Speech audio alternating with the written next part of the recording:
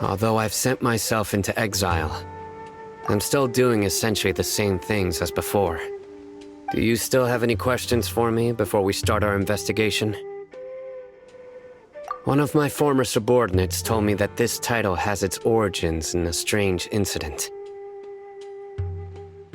The Academia has long exiled mad scholars to Aru Village. A mysterious phenomenon exists here. When mad scholars first arrive, they are as incoherent and deranged as before. But after spending some time here, they invariably begin to calm down.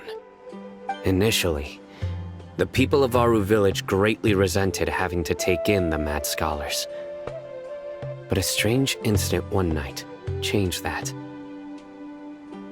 Aru Village was struck by the strongest earthquake in living memory. Seeing buildings on the verge of collapse all around him, the then chief of the village was preparing to take everyone to safety. Suddenly, he noticed a mad scholar crouching in a corner, caressing the ground with his hands. A soft, green light radiated from him, like a divine glow against the backdrop of night. Despite the powerful tremors that ripped through the ground that night, all the houses remained upright, almost as if they had grown roots reaching deep into the ground. In the end, not a single building collapsed, and no one was hurt. After that, the people of Aru Village treated the mad scholars with greater kindness, and began to refer to them as the village keepers. The soft green light? A mad scholar protecting Aru Village? Paimon thinks so too. Actually, Cyno, do you know if any of the mad scholars continued to wear their Akasha terminals at Aru Village? In theory, they would continue wearing them so the Academia could still monitor their activities. With that said, the main Akasha system would no longer have any interaction with them. Oh, no wonder! Everything makes sense then! Add in the fact that they calmed down, it was probably Nahida who calmed them. If you are able to draw a conclusion from this one story alone, then it appears you possess much more information than I do.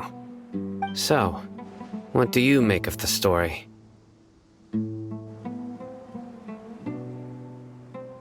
Really?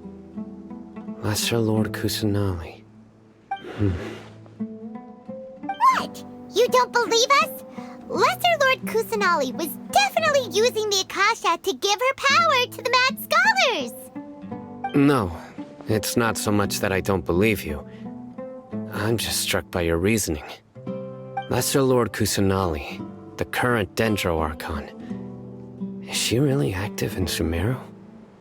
The Academia has always placed far greater importance on the late Greater Lord Rukkhadevata. They've more or less ignored Lesser Lord Kusanali, and I've never had any reason to doubt their views. In addition, I've never heard any stories about Lesser Lord Kusanali and her deeds.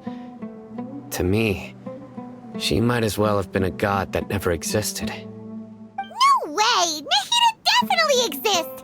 She's a... how should Paimon put it? She's a good Archon who's kind and wise, even if she says weird stuff sometimes. I've spent many years interrogating criminals, so I can easily tell when someone is lying. Good! Then you should know that we're telling the truth! That look in your eyes. I've never seen that from a liar. You two really must have met Lesser Lord Kusanali. How can this be? To think, our Archon has been amongst us this entire time. Alright, now it's our turn to put our skills to good use for this investigation.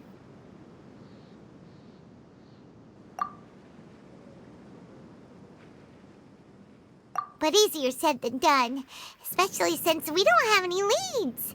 Maybe we can start by knocking on some doors.